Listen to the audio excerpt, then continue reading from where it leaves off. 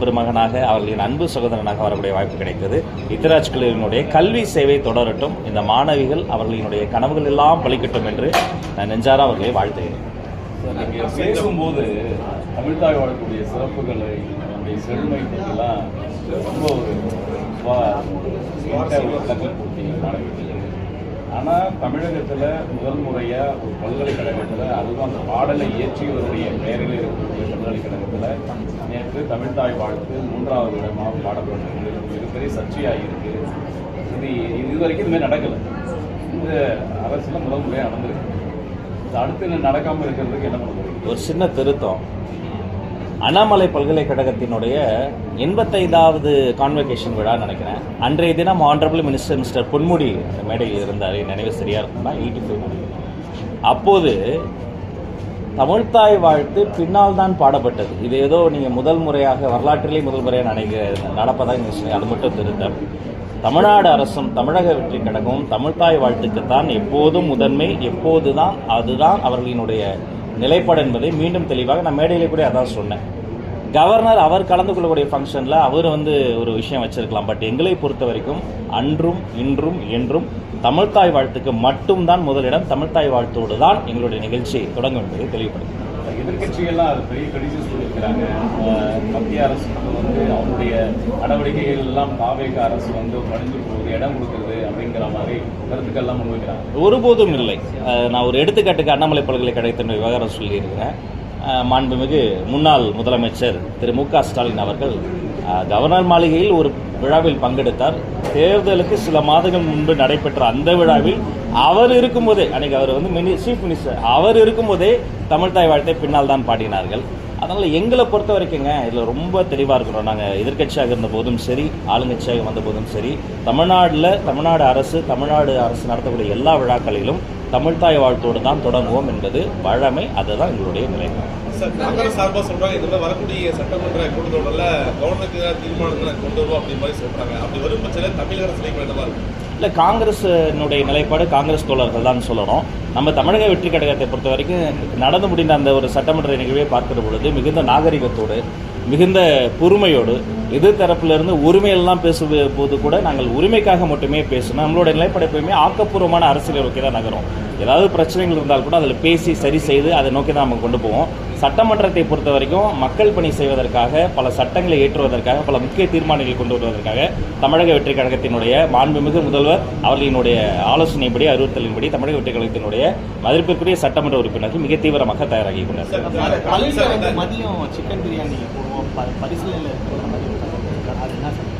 யார் சொன்னது?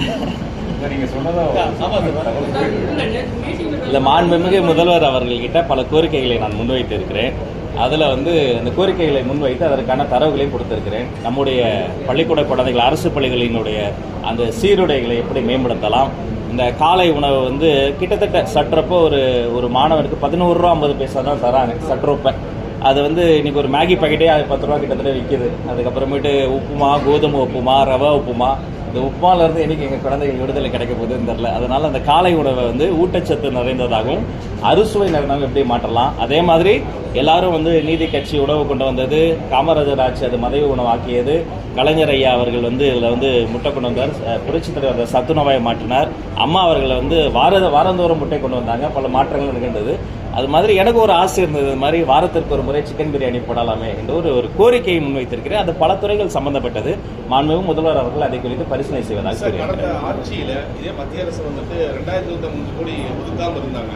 அப்போ பட்ஜெட் கொடுத்தவரில் அந்த அரசு என்ன முடிச்சு நிதி ஒதுக்கி சைட் கொடுத்தாங்க. இப்போ பட்ஜெட் கொடுத்து தொடங்கும் போது இதே மாதிரி மத்திய அரசு நம்ம கேட்க போறோமா அல்லது பட்ஜெட்ல கூடுதலாக நிதி ஒதுக்குவோம்? இல்லை, இப்போ நம்ம தமிழ்நாட்டுக்கு சேர வேண்டிய அந்த நிதி இருக்கு பாருங்க, அதில் யார் பாதிக்கப்படுறது அப்படின்னு பார்த்தா, அரசு என்பதை விட, அரசியல் தலைவர்களாக இருக்கக்கூடிய நாங்கள் என்பதை விட தமிழ்நாட்டினுடைய வருங்காலம் பாதிக்கப்படுகிறது.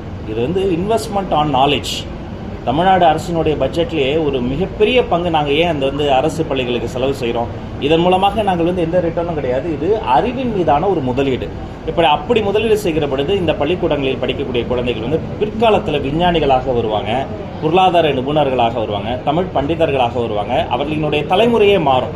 அப்படிப்பட்ட அந்த சூழல் இருக்கிற பொழுது பல காரணங்களை கூறி மொழி பிரச்சனைக்காக கொள்கை பிரச்சனைக்காக சொல்லி இதை வந்து தடுப்பது வந்து ஏற்புடையதே கிடையாது. அதனால் இதில் அவங்க இன்னும் கூட அவங்க வந்து இதை வந்து கன்சிடர் பண்ணி கட்டாயமாக இதை விடுவிக்க வேண்டும். அதற்கு அவர்களிடம் பேச்சுவார்த்தை மூலமாகவோ அல்லது சட்டப்பூர்வமாகவோ எத்தகைய ஒரு விஷயத்தை முன்னெடுக்கணுமோ அதை நாங்கள் வந்து முன்னெடுக்கணும். முந்தைய ஆட்சி காலத்தில் தமிழ் வழியில் படித்தவங்களுக்கு ஒரு ரிசர்வேஷன் இருக்குது கவர்மெண்ட் ஜாப்ல. ஆனால் இப்போ முறையாக வந்து இம்ப்ளிமெண்ட் பண்ணலான்ற ஒரு கருத்து இருந்தது. இப்போ இந்த கவர்மெண்ட்ல அது எந்த அளவுக்கு ஏற்கனவே ஒரு முறை நான் சொன்னதை போல கடந்த ஆட்சியாளர்கள் அதிமுக திமுக அவர்கள் யார் ஆட்சியிலுமே நல்ல திட்டங்கள் அல்லது மக்களுக்கு பயன் தரக்கூடிய திட்டங்கள் இருந்தால் வேறு எந்த காரணத்திற்காகவும் பகைமையோடு அது நிறுத்தப்படாது. அம்மா உணவகத்தில் மக்கள் வருவது அதிகரித்திருக்கிறது. ஆட்சிக்கு வந்தவுடனே அம்மா உணவகத்தில் இருந்த அம்மாவுடைய படத்தை பிடுங்கி போட்டு ரகலை பண்ண அந்த ஆட்சியாளர்கள் நம்ம பார்த்தோம் 2021. ஆனால் இங்கே நாங்கள் ஆட்சிக்கு வந்த இந்த ஒரு சில நாட்கள் அம்மா உணவகத்தில் மக்கள் வருகை அதிகரித்திருக்கிறது. உணவு தரம் மேம்படுத்தப்பட்டு இருக்கிறது. அந்த அம்மா உணவகத்தில் இன்னும் அம்மா படம் இருக்கிறது. இதுதான் தமிழக வெற்றி கழகத்தினுடைய ஆட்சி. மாண்புமிகு முதல்வரை பொறுத்த வரைக்கும் வேற்றுமையை வளர்க்காது, பகையை தொடராது. இந்த போட்டி போடுறது எதில் இருக்கணும்னா நல்ல திட்டங்களை தொடர்வதில் தான் நாங்கள் போட்டி போட்டு தொடரும். இன்னும் பல புதிய திட்டங்களை கொண்டு வந்து இப்போ அந்த திட்டங்கள் நல்ல திட்டமாக இருந்தாலும் அதனுடைய பயனாளர்கள் முக்கியமானவங்க இருந்தாலும் செயல்படுத்துகிற வகையில் ஏதாவது ஊழல்கள் நடந்திருந்தால் அது கண்டறியப்பட்டு அந்த லீக்கேஜஸ் ஸ்டாப் செய்வதற்கான வேலைகள் தான் நாங்கள் செய்வோம். 100 ரூபா திட்டம் நல்ல திட்டமாக இருக்கும் ஒரு எடுத்துக்காட்டுக்கு, அதை செய்து முடிப்பதற்கு 1000 ரூபா கணக்கு கட்டியிருப்பாங்க. அப்போ நம்ம அதை களைய வேண்டியது அந்த ஊழலை தான் களையணும். அந்த திட்டத்தையே நம்ம வந்து நிறுத்திவிடக்கூடாது. எனவே நல்லது தொடரும், நல்ல முறையில் சீராய்வு செய்யப்பட்டு தொடரும். செய்தி மட்டும் விளம்பரத்துறை அமைச்சா இருக்கீங்க. நேற்று வந்து ஒரு பத்திரிகையாளர் வந்து தாவேக்கனை தாக்கிட்டாங்க அப்படின்னு பேசப்பட்டு அதெல்லாம் ஏற்புடையதல்ல, அதெல்லாம் ஏற்புடையதே அல்ல. அவர்கள் மீது நடவடிக்கையை வந்து அது சீராய்வு செய்து நம்முடைய மதிப்பிற்குரிய பொதுச் செயலாளர் அவர்கள் தலைமையில் சீராய்வு செய்து உண்மைத்தன்மையை அறிந்து நாங்கள் வந்து செயல்படுவோம். எந்த பத்திரிகையாளராக இருந்தாலுமே எந்த கட்சியாக இருந்தாலுமே அவர்கள் மூலமாக தான் இந்த உலகத்தை இணைக்கக்கூடிய உறவு பாலம். அவர்கள் மீது சுடுசொல் வீசுவதோ எதிர்வினை ஆற்றுவதோ கருத்தை கருத்தால் தான் எதிர்கொள்ள வேண்டும். இந்த விஷயத்திலையும் உண்மைத்தன்மை ஆராய்ந்து தக்க நடவடிக்கை எடுக்கப்படும்.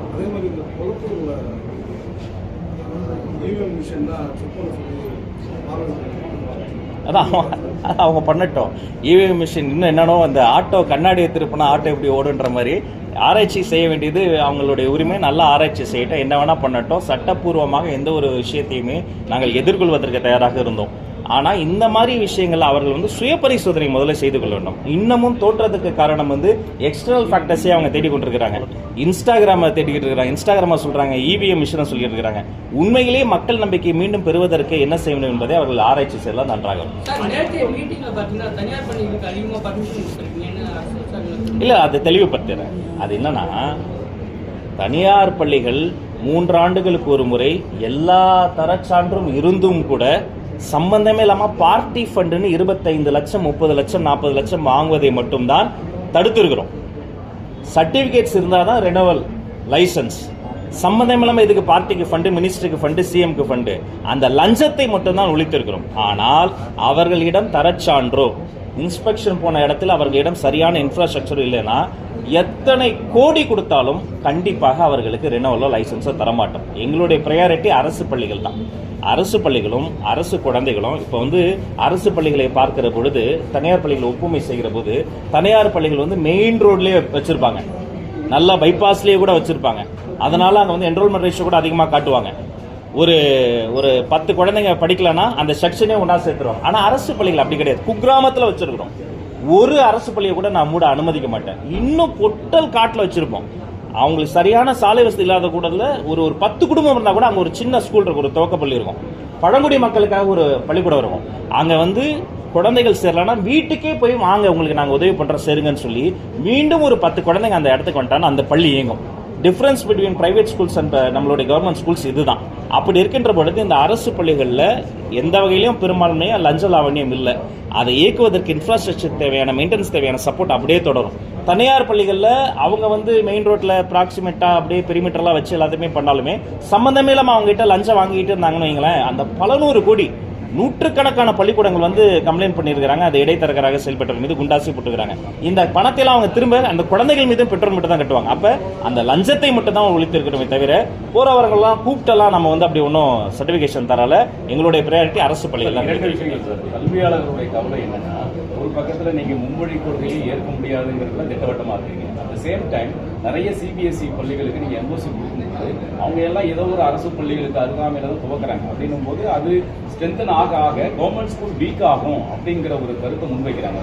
ஏன் ஏற்கனவே தமிழகத்தில் ஒரு கிட்டத்தட்ட 45,000 பள்ளிகள் இருக்கும்போது ஏன் இன்னும் தொடர்ந்து புதிய பள்ளிகளுக்கு அனுமதி கொடுத்துட்டே இருக்கணும்? இந்த 12,000 ரெண்டாவது கேள்வி, நீங்க ஏற்கனவே விழாவில் சொன்னதுதான் ஃபீஸை குறைக்கணும்ன்ற ஒரு கோரிக்கையை முன் வச்சீங்க.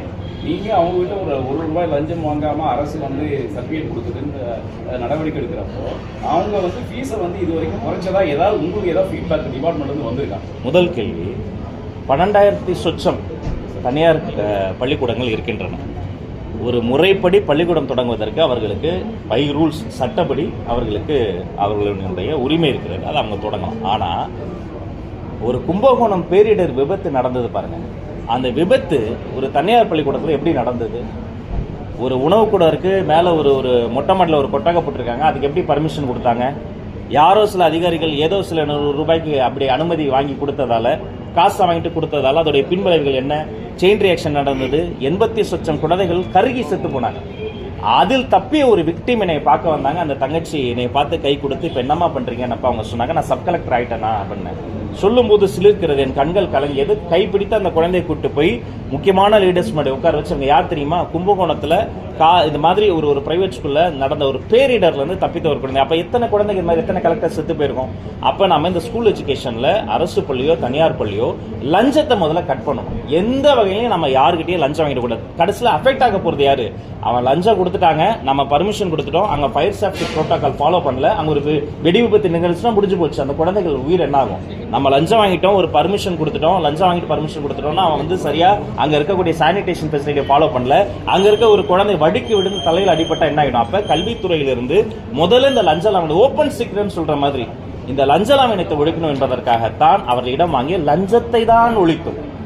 மற்றபடி தரச்சான்றை பேணி பாதுகாக்க இன்ஸ்பெக்ஷன் செல்ல அவர்களிடம் இருக்கக்கூடிய அந்த இன்ஃப்ராஸ்ட்ரக்சரை, அந்த உறுதித்தன்மையை, ஸ்ட்ரக்சர் பில்டிங் செக்அப் பண்றதை மிக தீவிரப்படுத்திருக்கோம். இதை மீண்டும் மீண்டும் தெளிவுபடுத்துது. அப்புறம் ரெண்டாவது கேள்வி வந்து இது மாதிரி சொல்லுங்க, இந்த மாதிரி இப்படி பண்றதன் மூலமாக அவர்களுக்கு நம்ம எந்த அனுகூலமும் பண்ணல.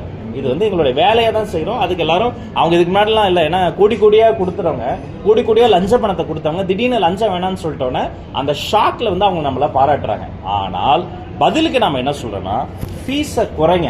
எதன்படி? இது வந்து சட்டப்படி நம்ம சொல்ல முடியுமா? கவர்மெண்ட்டுக்குன்னு ஒரு ஸ்ட்ரக்சர் இருக்கு, பிரைவேட் ஸ்கூலுக்கு இதை தான் ஃபாலோ பண்ணோம், இதே ஃபாலோ பண்ணுங்க. முதல்ல அவங்க கிட்ட நான் அதை வந்து டிமாண்டா கூட சொல்லலை, முதல்ல அன்பொழுக ஆலோசனையா கேட்டேன், கோரிக்கையா கேட்டேன், அதன் பிறகு உரிமையா சொன்னேன். இதன் பிறகும் அவர்கள் வந்து போதுமான அளவுக்கு எனக்கு ஃபீட்பேக் வரல. அப்ப என்ன பண்ண போறேன்னா, இந்த கவர்மெண்ட் நிர்ணயித்த பிரைவேட் ஸ்கூலுக்கான அந்த ஃபீஸ் மீண்டும் கட்டமைத்து இதற்கென்று கமிட்டி போட போறேன். இவ்வளவுதான் ஃபீஸ் என்பதை டிரான்ஸ்பரண்டா போடணும், இவ்வளவுதான் ஃபீஸ் வாங்கணும். அதை தாண்டி நீங்க எக்ஸ்ட்ரா எதுக்காவது ஃபீஸ் வாங்கினீங்கன்னு சொன்னா அதையும் இந்த டிரான்ஸ்பரண்டா போடணும்னு சொல்றதுடைய நோக்கம் அதுதான்.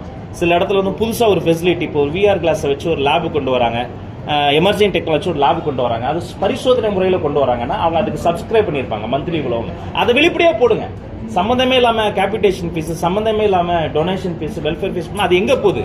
வரி எடப்பேற்படுத்துகிறது, அதுல டிரான்ஸ்பரன்சி இல்லை. அப்ப இதை கண்காணிக்க என்று தனி கமிட்டி போட்டு அது வெகு விரைவில் அதுல வந்து ஓய்வு பெற்ற நீதிபதிகள், கல்வியாளர்கள், இதை போன்ற அவர்கள் எல்லாம் வைத்து ஒரு தனி கமிட்டி போட்டு அவர்கள் மீது நடவடிக்கை எடுக்கும். முதல் கேள்வி என்னன்னா சார், கல்வியாளர்கள் அதிகமாக பிரைவேட் செக்டாருக்கு நீங்க பர்மிஷன் கொடுக்க கவர்மெண்ட் ஸ்கூல் வீக் ஆகும். இல்ல, அதிகமான பர்மிஷன் ஒரு 10 ஸ்கூலுக்கு நம்ம என்ஓசி தரோம் சொல்றேன். 10 ஸ்கூலுக்கு நம்ம ஒரு என்ஓசி தரோம்னு சொன்னா சட்டப்பூர்வமா அவங்க ஒரு ப்ராசஸை தாண்டி வந்ததால தான் தரும். இந்த பக்கம் 207 பள்ளிக்கூடங்களை மூண்டாங்க கடந்த ஆட்சியில். நான் ஒரு பள்ளிக்கூடம் கூட மூடக்கூடாது இருக்கேன். அந்த என்ரோல்மெண்ட் இஷ்யூ இல்லைன்னா 10 ஸ்டூடெண்ட்டை கூட்டுவாங்க.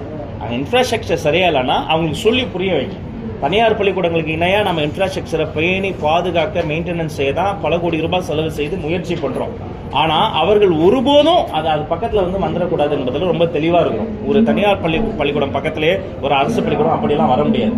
இன்னும் சொல்ல போனா RT சட்டம் கொண்டு வரப்பட்டு இந்த ரைட் டு எஜுகேஷன் மூலமாக அந்த வீட்டுக்கு பக்கத்திலே 1 கிலோமீட்டர் 1 கிலோமீட்டர் வீட்டுக்கு பக்கத்திலே இருக்கக்கூடிய குழந்தைக்கு ஆக்சஸ் டு எஜுகேஷன் ஈஸியா இருந்தா மட்டும் தான் அங்க அனுப்புறோம். அப்படி இல்லாத பட்சத்தில் அது பால்வாடியாக இருக்கட்டும், தொடக்கப்பள்ளியா இருக்கட்டும், இடைநிலையா இருக்கட்டும், மேல்நிலையா இருக்கட்டும், இருக்கட்டும், உயர்நிலையாக இருக்கட்டும், நம்முடைய அரசு பள்ளி கதவுகள் திறந்தே இருக்கிறது. இன்னும் வரக்கூடியவர்களுக்கு கேன்வாஸ் ஷூவாக இருக்கட்டும், கிரையான் பென்சிலாக இருக்கட்டும், சீருடியாக இருக்கட்டும், காலை உணவை எக்ஸ்டெண்ட் பண்ணதுலேருந்து இப்போ தம்பி கேட்டாப்லையே மதிய உணவில் இன்னும் சீர்படுத்துகிற வரைக்கும் அது வெறும் உணவுப் பொருள் கிடையாது, அது ஊட்டச்சத்து பொருள். நல்ல புரோட்டீன் சாப்பிட்ற குழந்தை எக்ஸாமில் நல்லா இவ்வளவு 70க்கும் மேற்பட்ட திட்டங்களை நாங்கள் கொண்டு வரோம். அப்போ இது எங்களுடைய நோக்கம் ரொம்ப தெளிவு. லஞ்சத்தை தனியாரில் ஒழிக்கிறோமே தவிர தனியார் மயமாக்குவது எங்களுடைய இலக்கு கிடையாது. அரசு பள்ளிகளை இன்னும் மேம்படுத்துவதற்காக உழைக்கிறோமே தவிர அரசு பள்ளியை கவனிக்காமல் கிடையாது. அது கேட்டாரு இல்ல அவங்க முறைப்படி சட்டத்துக்கு உட்பட்டு வரவங்களுக்கு தான் அது தரோம். மற்றபடி எடுத்தோன்னு அப்படிலாம் கொட்டிலாம் யாருக்கும் கொடுக்கல. பல ஆண்டுகளாக அந்த ட்ரையல்ல வந்தவங்களுக்கு தான் அது சட்டத்துக்கு உட்பட்டு தான். 207 பள்ளிக்கூடங்கள் சற்றப்போ மூடப்பட்டது. ஆனா நம்மளுடைய ஆட்சி காலத்துல எந்த பள்ளிக்கூடமும் மூடக்கூடாது. அப்படி அங்க என்ரோல்மெண்ட் ரேஷியோ குறைவாக இருந்தாலும் நம்ம டிஇஓ, சிஇஓ, கலெக்டர் அவங்க எல்லாம் special IAS IPS meeting honourable CM தலைமையில் நடந்த போது கூட போய் பாருங்க. முதல்ல இன்ஃப்ராஸ்ட்ரக்சர் போய் பாருங்க. அங்க நம்ம அலோகேட் பண்ண ஃபண்டு அடுத்த மாசம் டாய்லெட் ஃபெசிலிட்டி எப்படி இருக்கு, அடுத்த வருஷம் எப்படி இருக்குன்னு போய் பாருங்க. அவங்களுக்கு பாதுகாப்பு உணர்வை கொடுங்க. அந்த குழந்தைங்களை போய் பார்த்து மறுபடியும் கொண்டு வாங்கன்னு சொல்லி மதுரைக்கு பக்கத்தில் ஒரு சின்ன கிராமத்தில் மீண்டும் 10 மாணவர்கள் கொண்டு வரப்பட்டு கடந்த வாரம் மீண்டும் ஒரு பள்ளி இயங்க தொடங்கிருச்சு. கடந்த வாரம் காஞ்சிபுரம் மாவட்டத்தில் அறிவிப்புகள்லாம் எதிர்பார்க்கிறோம் உங்க துறையில. சீக்கிரம் பட்ஜெட் நிறைய விஷயம் இப்பவே நான் அங்க இங்கே பேசுறது கூட சேமிட்ட பேசுறது கூட இங்க உளவுத்துறை மாதிரி உங்களுக்கு தெரிஞ்சது. நிறைய கோரிக்கைகளை வைத்திருக்கிறோம். தமிழ் வளர்ச்சித்துறை சார்ந்து, செய்தித்துறை சார்ந்து, பள்ளிக்கல்வித்துறை சார்ந்த மிக முக்கியமான கோரிக்கைகளை முன்வைத்திருக்கிறோம். மாண்புமிகு நிதித்துறை அமைச்சரும் நம்முடைய நிதி செயலரும் நம்முடைய மூத்த அதிகாரிகளும் அதை குறித்து ஆய்வு செய்து மாண்புமிகு முதல்வர் அவர்களினுடைய அனுமதி பெற்று வெகு விரைவில் நல்ல பல அறிவிப்புகள். கடந்த வாரம் காஞ்சிபுரம் மாவட்டத்தில்